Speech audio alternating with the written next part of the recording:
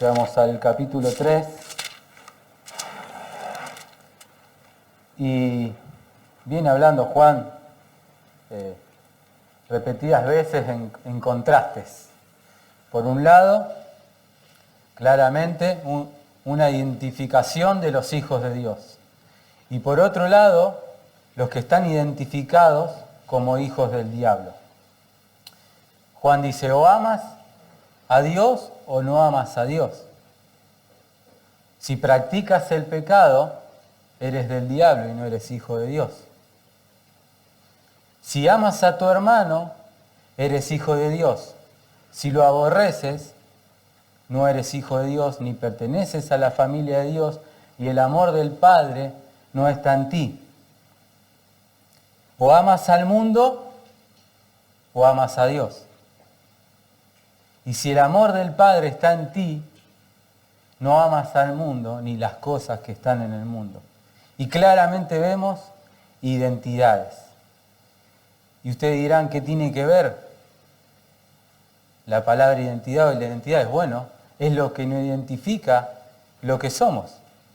A partir de lo que somos es como vamos a actuar. A partir de nuestra identidad es lo que vamos a decir, pensar, sentir y actuar. Mi identidad hoy, por la gracia de Dios, es hijo de Dios. Solo por su gracia, por su misericordia. Y a partir de ese nuevo nacimiento es que tengo en mi corazón el Espíritu Santo. Y es a partir que el Espíritu Santo me convenció de pecado, es que hoy puedo combatir el pecado y no practicarlo. Y es a partir de esa bendición de la salvación de Dios por gracia en mi vida que me identifico como nacido de Dios, como hijo de Dios. Y Juan dice, mirad, en el versículo 1, mirad cuál amor nos ha dado el Padre para que seamos llamados hijos de Dios. Él está diciendo, vean, observen, contemplen qué clase de amor. ¿Cuál amor? ¿Cuán grande amor? Implica asombro, implica admiración por el alcance y el efecto que tuvo ese amor en el pecador, en el que era hijo del diablo. El que era padre desde el principio, que no necesitaba ser padre de alguien más, solo por pura gracia, por pura misericordia, ahora es mi Padre si es que has nacido de nuevo. Si es que has nacido de nuevo. Un don, un regalo inmerecido, un amor extraordinario que sale de lo común, un amor de otro tipo que no conocías. No es mucho amor, no es cuánto amor, sino cuál amor. El amor del Padre. Su amor, su iniciativa, enviando a su Hijo Jesucristo a morir por los pecados de todo aquel que ponga su fe en Él. Dice Juan 1, 2 y 13, mas a todos los que le recibieron, a los que creen en su nombre, les dio la potestad de ser hechos hijos de Dios. A los que creen en su nombre. Versículo 13, y aquí también está la clave, los cuales, los que han creído en Jesucristo como Señor y Salvador, no son engendrados de sangre ni de voluntad de varón, sino de Dios. Vemos aquí por un lado que no todos son hijos de Dios, sino los que alcanzaron a Cristo, los que pusieron su fe en Él, en la obra que Él hizo en la cruz, viniendo a morir por el pecador. No es de voluntad de hombre, no es porque Dios vea algo bueno en ti que vas a pasar a ser hijo de Dios. No, es por creer en su nombre. Y creer en su nombre significa creer en todo lo que Él es. El enviado de Dios, el Salvador. Ahora, pocos conocen esta dicha. Muchos creen que son hijos de Dios, que todos somos hijos de Dios y realmente no entienden que es un don de Dios, un regalo, la salvación en Cristo. En Cristo. Somos hijos de Dios si has creído en Jesucristo, si has puesto tu fe en Él como tu Señor y Salvador. Y si no fuera por la venida de Cristo a morir en la cruz, nadie tendría la potestad, el derecho y el privilegio de ser hecho hijo de Dios. Fue por puro afecto de su voluntad, por mostrar su bondad, por pura gracia y misericordia. Por pura gracia y misericordia. Fue el amor de Dios que envió a Cristo, fue el amor de Dios que por el Espíritu Santo fuiste convencido de pecado, si es que así fue, y que pudiste arrepentirte y creer en Él. Es casi increíble, pero lo entendemos y lo creemos por fe.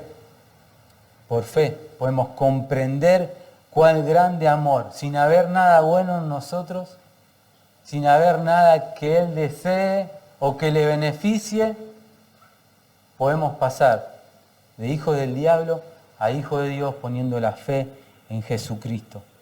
Y eso es lo que te identifica. Somos llamados hijos de Dios. Y Él nos identifica como lo que somos, hijos de Dios.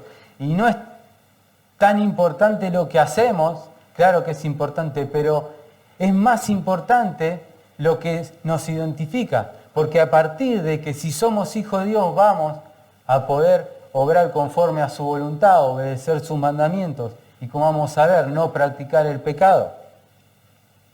Para ser llamados hijos de Dios, Él vio a su Hijo ser sacrificado. Mirad cuál amor nos ha dado el Padre para que seamos llamados hijos de Dios. Ahora, por esto dice la segunda parte del versículo 1, el mundo no nos conoce porque no lo conoció a Él. El ser hijo de Dios afecta también tu relación con el mundo. Cómo ves al mundo. ¿Qué haces en el mundo? Y dice que a los hijos de Dios el mundo no los conoce porque no lo conoció a Él. El mundo se refiere básicamente a las personas que están en Él que no han nacido de nuevo. Esas personas no conocieron a Jesús, no conocen a nuestro Padre y por ende tampoco entienden lo que hacemos nosotros, cómo actuamos. Somos distintos o deberíamos serlos. Ellos son opuestos a nosotros, con otras metas, con otros deseos, con otras prioridades. ¿Por qué? Porque no conocen al Padre, no conocen el amor del Padre, no han nacido de nuevo. El Espíritu Santo no mora en ellos. Juan 1.9 dice, aquel, el Evangelio de Juan 1, versículo 9 dice, aquel era la luz verdadera que alumbra a todo hombre que viene a este mundo. En el mundo estaba Jesucristo y el mundo fue hecho por Él y el mundo no lo conoció. No lo conoció en ese sentido, el enviado de Dios, el Salvador. No solo no lo conoció, sino que lo aborrecieron. Lo aborrecieron. El mundo no conoce al Padre. Esto no significa que no se dan cuenta de la existencia de Dios y de Cristo, sino que no lo conocen espiritualmente. Aunque la Escritura dice que lo invisible de Dios, su eterno poder, se hace claramente visible por la creación, por ejemplo, ellos no le glorificaron ni honraron a Dios. Cambian la verdad de Dios, la rechazan el Evangelio de Jesucristo y no lo tienen en cuenta como lo que es, el Señor y Salvador. Y si no conocen a Dios, deberían también a nosotros no conocernos, porque actuamos como nuestro Padre. El mundo ignora la realidad de un Dios salvador. Y no nos debería parecer extraño a nosotros que nos aborrezcan. No nos debería parecer extraño a nosotros que no compartamos las mismas cosas. Debería ser así, porque pertenecemos a la familia celestial y no a la familia de Satanás. Somos diferentes. Somos diferentes. No busque la aprobación del mundo. No busque la aprobación del mundo. Ni que te acepten, ni que te aprueben. Si lo hacen, gloria a Dios. Si se acercan a ti con intención de hablar de Cristo, de tomar un café para que le prediques el Evangelio, gloria a Dios.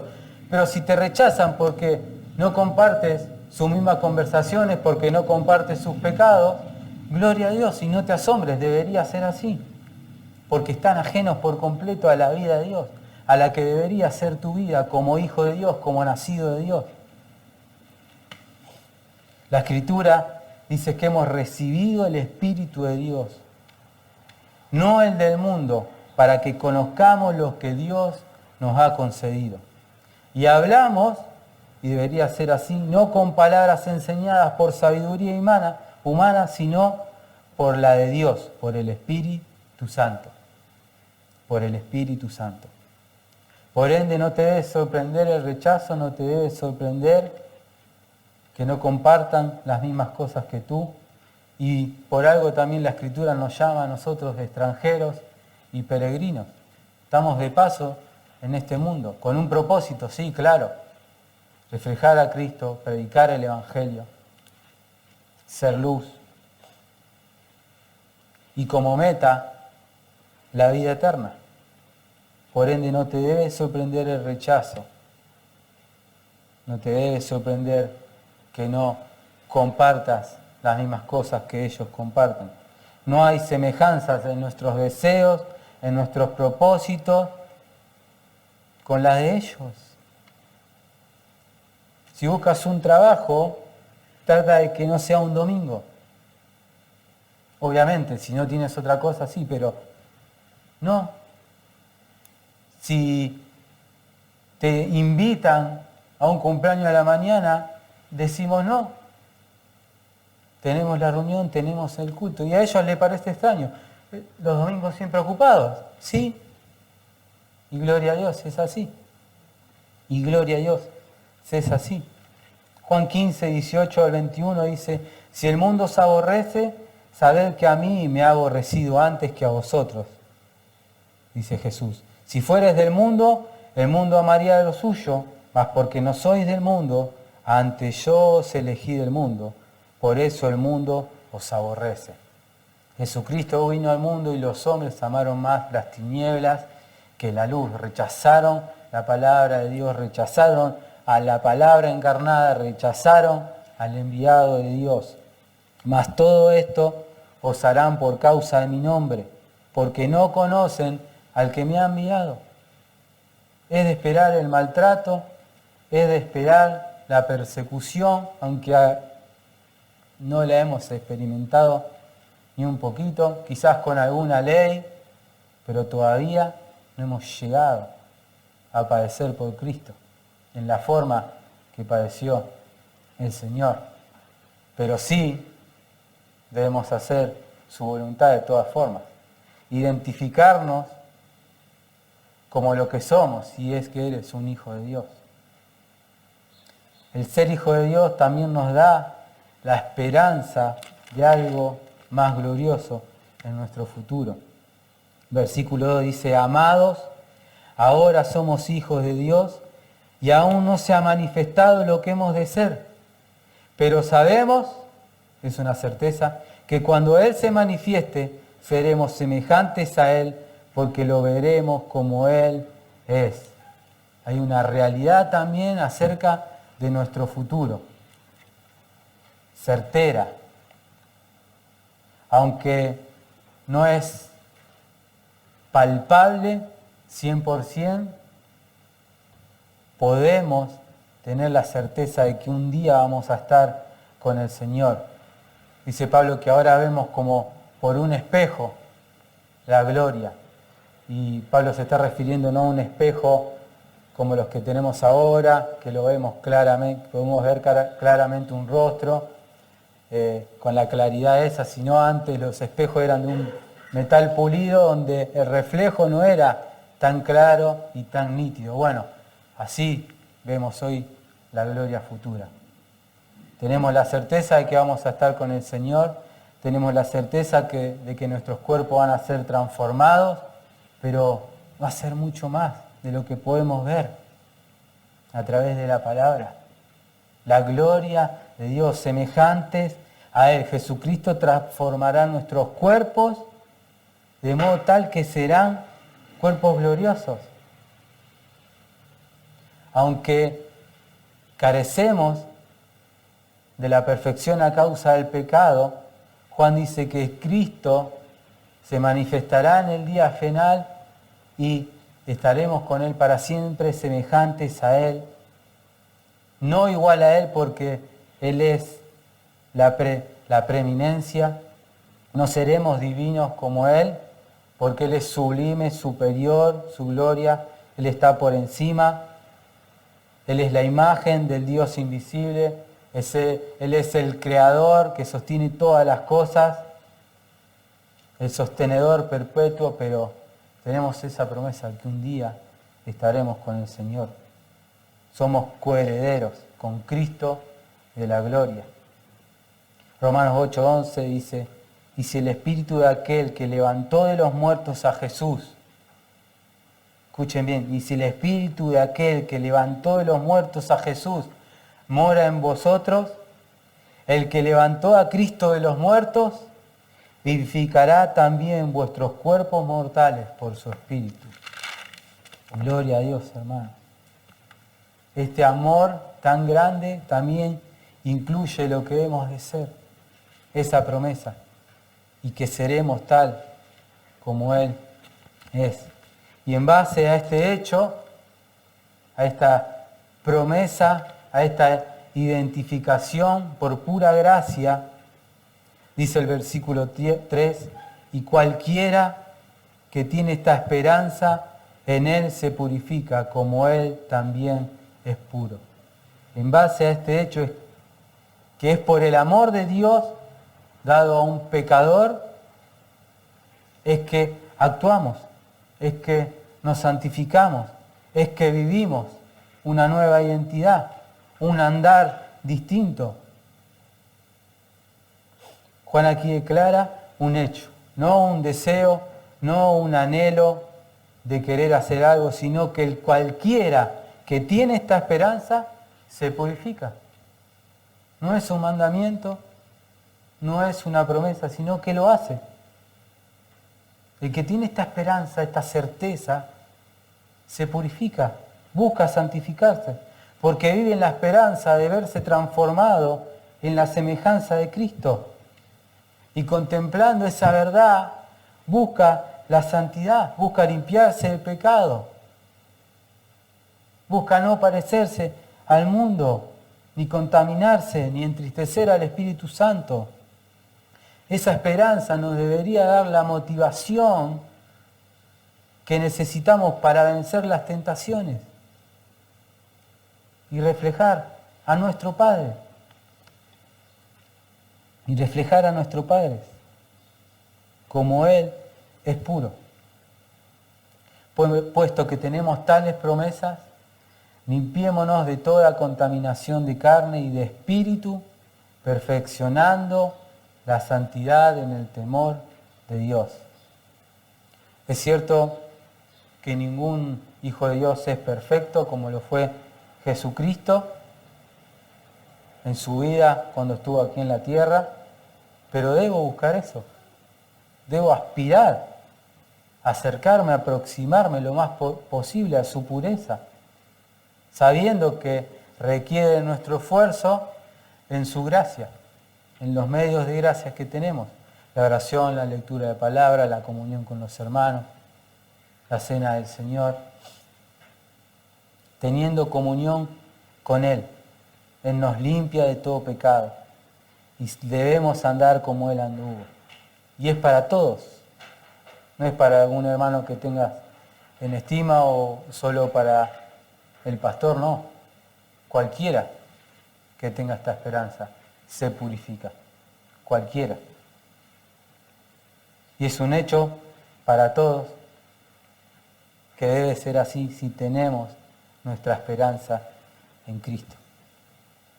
Ahora pasamos al versículo 14 hasta el 10 y esta porción de la Biblia a lo largo de la historia ha traído conflictos de acuerdo a que si el creyente peca o no peca, a que si el creyente puede pecar o no.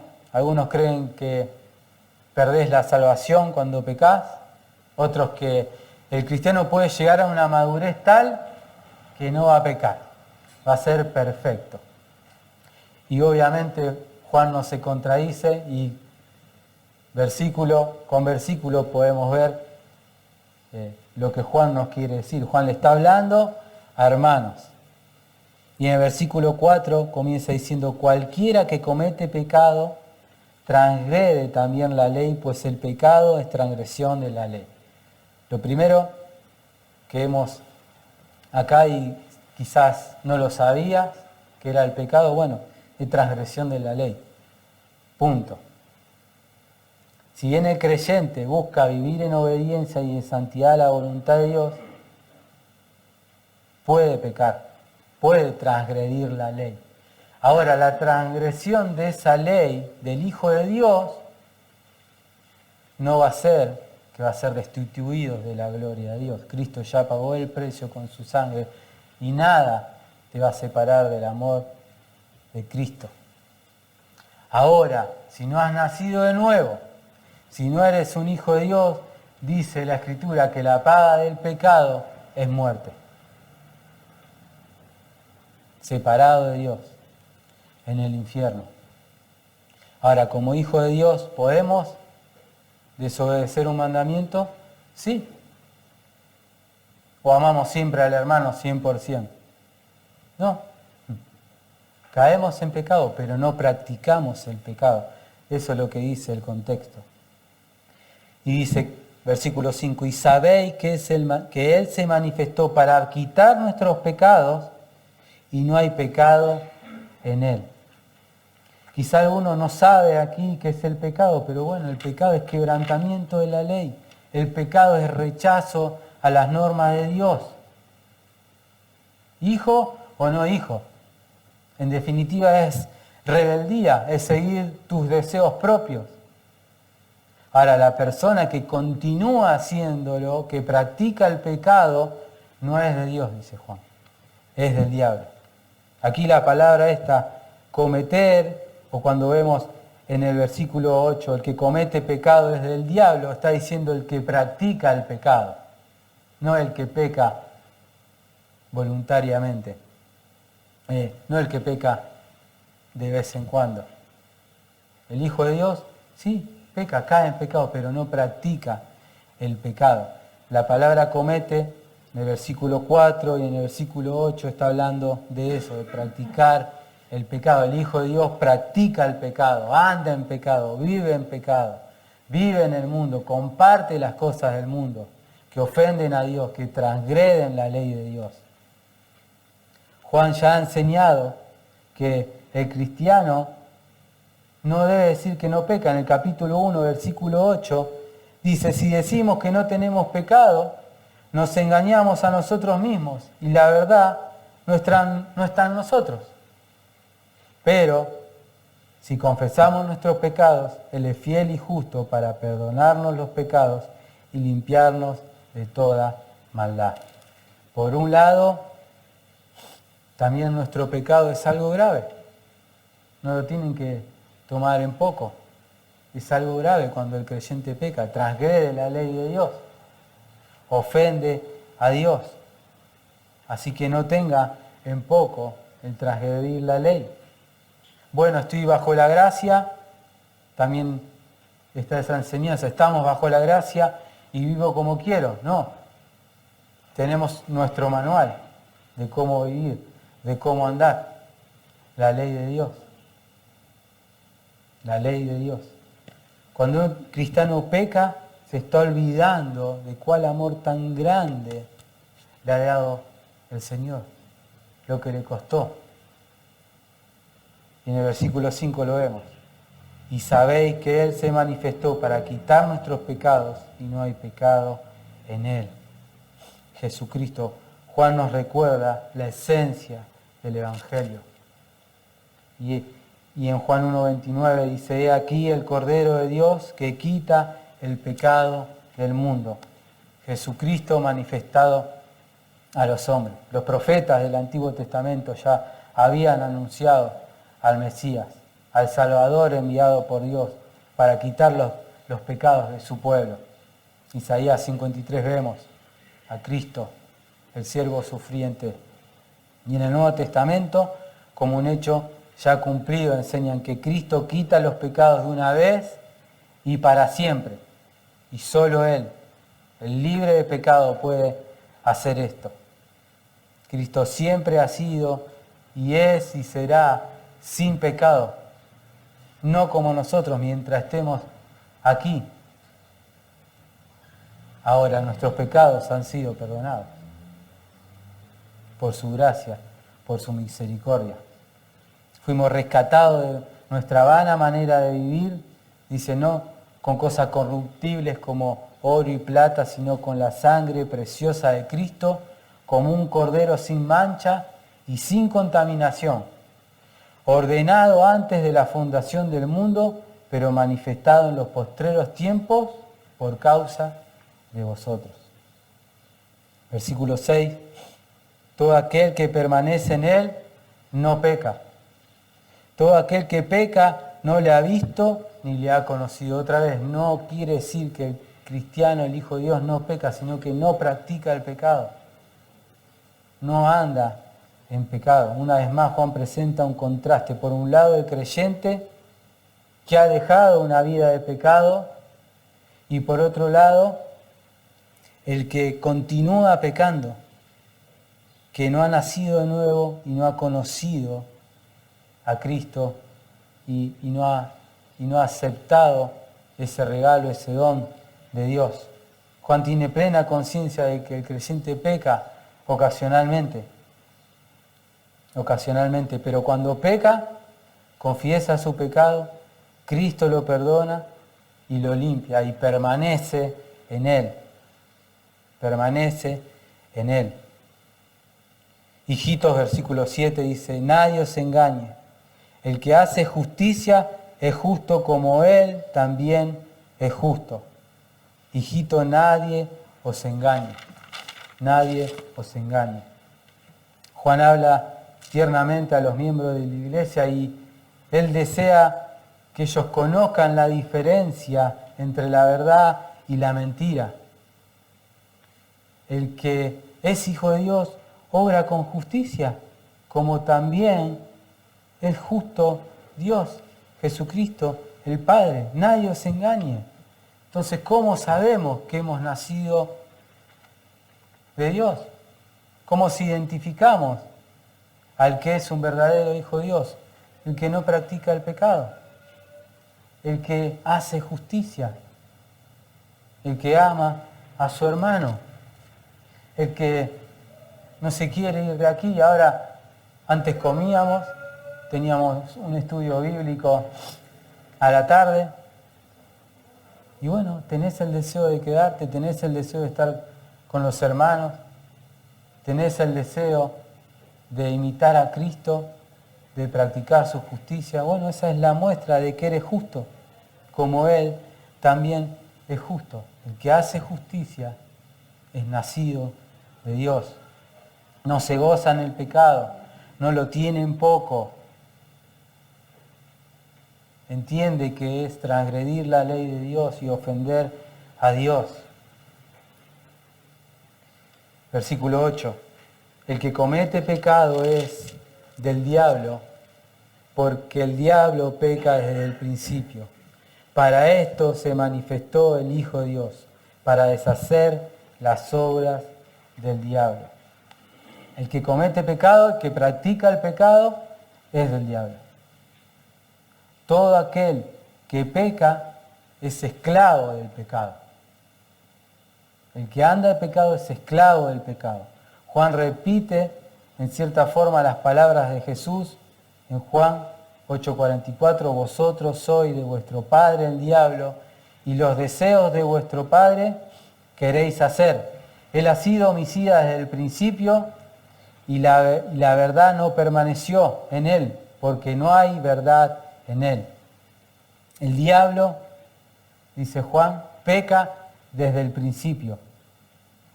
Juan señala la fuente del pecado, el diablo. Todo pecado se origina con Satanás, porque él pecó desde el principio. Desde el principio es pecador. Desde el principio. No sabemos cuánto tiempo permaneció. Satanás era un ángel bueno, para que entiendan, pero cuando cayó en pecado por querer ser igual a Dios, por ocupar el trono de Dios, se convirtió en el tentador, en el originador del pecado, en el instigador. Él tentó a Adán y Eva. Él tentó a Adán y Eva y a través de ello puso a toda la raza humana en esclavitud del pecado. Adán y Eva no fueron los primeros que pecaron, fue Satanás. Y como príncipe de este mundo, él gobierna los corazones de los que no han nacido de nuevo. Él fue el primer destituido de la gloria de Dios, no Adán y Eva. Pero, y aquí está las buenas nuevas, para esto se manifestó el Hijo de Dios, para deshacer las obras del diablo. El Hijo de Dios apareció para destruir las obras del diablo. Nada más que el Hijo de Dios para librar al hombre muerto en sus delitos y pecados y el poder de Satanás, para pasarlo de muerte a vida. El Hijo de Dios vino a librar a su pueblo de la esclavitud del pecado y restaurarlos como los que eran una vez, Adán y Eva, hijos de Dios, y que ahora anhelan hacer lo bueno, desean practicar la justicia, desean obedecer sus mandamientos. Mirá cuán grande era la deuda que tenías. Cristo no vio nada bueno en ti, simplemente por puro afecto de su voluntad. La razón por la que Cristo vino a saldar la deuda no era porque te merecías ser hijo de Dios, por pura gracia, por pura misericordia. Dios el Padre vio a su Hijo ser sacrificado para pagar los pecados de muchos, de todos aquellos que pongan su fe en Él. Y gracias a eso es que hemos nacido de nuevo, que podemos tener victoria sobre el pecado gracias a Cristo. Gracias a Cristo. Versículo 9. Todo aquel que es nacido de Dios no comete pecado, porque su simiente permanece en él y no puede pecar porque es nacido de Dios. El que ha nacido de nuevo, el que ha nacido de Dios, no practica el pecado otra vez. No seguirá pecando, no puede seguir pecando porque hay algo dentro suyo que es la simiente de Dios, el Espíritu de Dios, la semilla de la palabra implantada en su corazón y el Espíritu Santo obrando para convencerlo de pecado y creer en Cristo como Señor y Salvador. El mismo Espíritu de Dios, el Espíritu Santo morando dentro del creyente para no pecar. No puede pecar porque ha nacido de nuevo. Porque ha nacido de nuevo. Entonces el cristiano no cederá al pecado a causa de lo que ahora hay en su corazón. El Espíritu Santo, el amor de Dios derramado en él. El pecado no se originó con Dios, porque en él no hay tinieblas. En nosotros estaba el pecado. Y él vino a deshacer las obras del diablo, el pecado, la muerte. Una persona que ha nacido de Dios, que posee la naturaleza de Dios, no continúa pecando, no puede vivir en pecado habitual. Y así todo, está la posibilidad de caer. Pero si pecamos, abogado tenemos, dice Dios, a Jesucristo. A Jesucristo. Ahora, ¿cómo sabemos a qué familia pertenecemos? Bueno, está claro, si practicamos la justicia, si amamos a los hermanos, si nos duele transgredir la ley de Dios, somos hijos de Dios. Por el contrario, si no te importa ofender a Dios, si no practicas la justicia, si no amas a los hermanos, si el amor del Padre no está en ti, eres hijo del diablo. Y en el versículo 10, Juan dice, en esto se manifiestan los hijos de Dios y los hijos del diablo.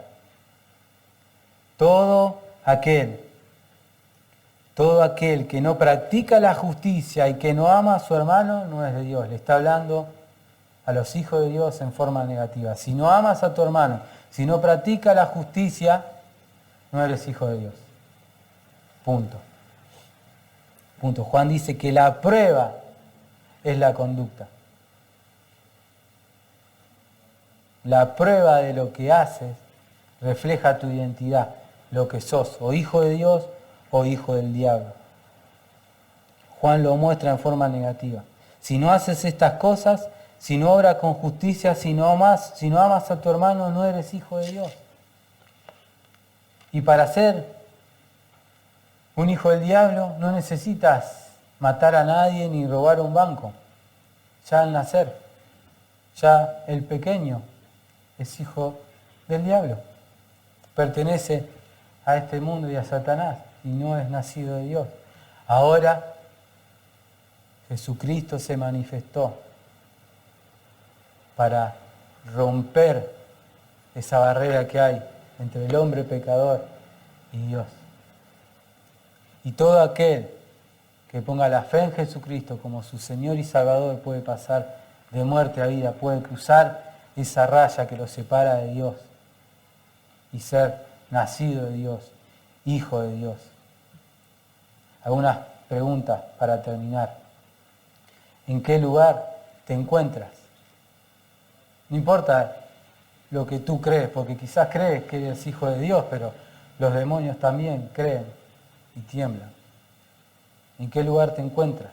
Conforme a lo que vimos hoy. ¿Está el amor del Padre en ti? ¿Eres un hijo de Dios verdadero? Si no es así, clama esta mañana para que el Señor te adopte a su familia por la obra del Espíritu Santo, convenciéndote de pecado, arrepintiéndote y creyendo en Jesucristo, porque no hay otra forma. No es por buenas obras, no es porque tú creas que haces justicia, es por creer en el Evangelio. Y si eres hijo de Dios, mirad cuál amor te ha dado el Padre. Tienes una nueva identidad que no merecías, por pura gracia. Por pura gracia. Dios te ha dado grandísimas promesas y cuando Cristo venga, contemplarás su gloria sin vergüenza y serás hecho como Él. Mientras tanto, crezcamos en santidad, practica la justicia, ama a tus hermanos, ama más a Dios, obedece sus mandamientos y predica el Evangelio. ¿Para qué el Señor nos salvó? ¿Para qué nos han nacido de nuevo? Para honrarlo, pero el propósito principal es predicar el Evangelio. Predica el Evangelio. Predica el Evangelio. Que el Señor les bendiga.